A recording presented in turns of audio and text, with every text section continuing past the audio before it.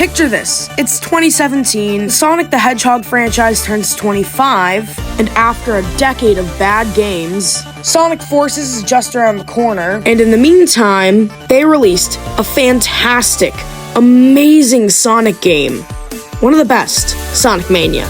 Sonic Mania is a 2D platforming Sonic game that focuses on going back to the classic games, with all sorts of new features and all the iconic places from the old Sonic games like Green Hill Zone, Chemical Plant Zone, Stardust Speedway Zone, and of course, the most iconic, the favorite, Oil Ocean.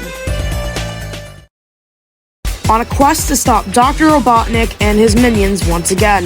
This time, they're trying to take an artifact more powerful than the Chaos Emeralds, able to warp reality around it. The Phantom Ruby. Oh yeah, by the way, these guys are called the Hard-Boiled Heavies. Speaking of the Chaos Emeralds, they're in this game through special stages where you have to catch a UFO by grabbing blue orbs to speed up and rings to give you more time. It's pretty simple, but gets a lot more challenging as it goes. And eventually, once you manage to catch the UFO, you get the Chaos Emerald that it's holding. And once you get all 7 Chaos Emeralds, you can obviously turn into Super Sonic, the incredibly powerful form of Sonic that's invincible and very fast. And Super Sonic still can't breathe underwater. In addition to Super Sonic, there's also some power-ups, like the invincibility that basically just makes you invincible. Picture it like a superstar.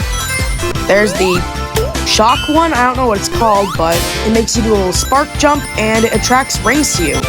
Then there's the bubble shield. The bubble shield lets you bounce around in a little bubble that will also protect you from all sorts of enemies. It's very fun. And in addition to that, it also lets you breathe underwater so that you don't have to worry about drowning or grabbing any air bubbles along the way.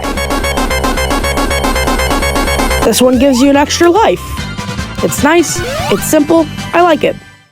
The fire power-up gives you a shield of fire and lets you burn the Thorn Bridge objects in Green Hill Zone. I don't know what else it burns.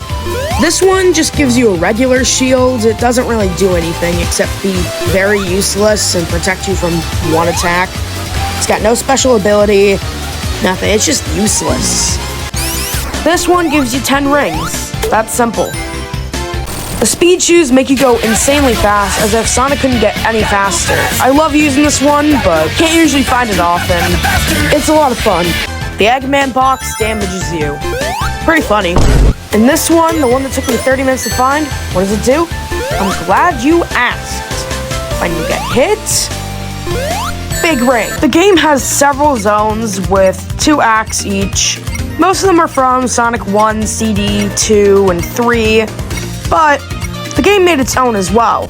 Studiopolis is an amazing one that I'm sure you've seen before, whether it be just the song or the stage. And Press Garden is such a unique concept, I really like it. Probably more than Studiopolis. And of course, the game gives us a good selection of characters, although not as good as Mario Wonder. Of course, you have the Blue Blur, Sonic himself, he's very fast. There's Tails, who can fly around for a period of time. And of course, there's Knuckles, who can glide and climb up walls. Knuckles even gets his own story where he ends up caught in the mess of Dr. Robotnik and the Phantom Ruby while on Angel Island. And he gets his own levels that are much more difficult and unique than the base game. So I guess it's more Sonic Mania and Knuckles.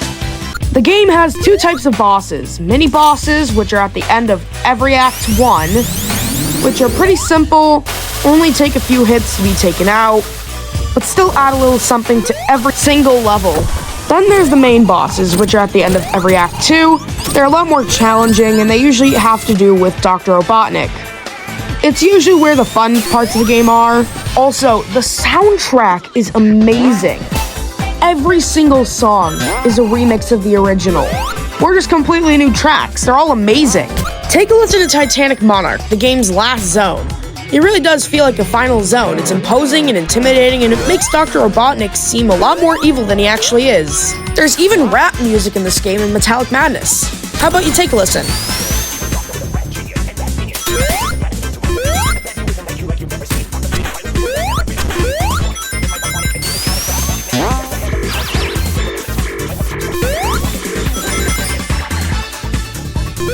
Alright, I think now I gotta address the DLC. So, if you get Sonic Mania Plus, or if you buy the DLC, you get Encore mode, which is set place after the game's main story, where you're in Angel Island, and you also get to meet these two characters, Mighty and Ray. Mighty is able to step over spikes and essentially ground pound, while Ray is able to fly way better than Tails, in my opinion. Encore mode isn't really that special. It's a palette swap of the original game, but I guess it's nice that they included it. And through a bunch of power-up boxes, you can get the rest of the characters and switch between them. You can have literally any combination. It's pretty cool, and I wish this was in the base game. So, is Sonic Mania worth it? Oh yeah, absolutely. This is a great game.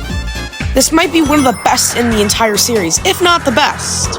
The only ones that even come close are Shadow Generations and Frontiers. Oh, and how can I forget the adventure games? Those are also really good. But anyways, Sonic Mania is an amazing experience for new Sonic players, and I'd recommend it for your first Sonic game.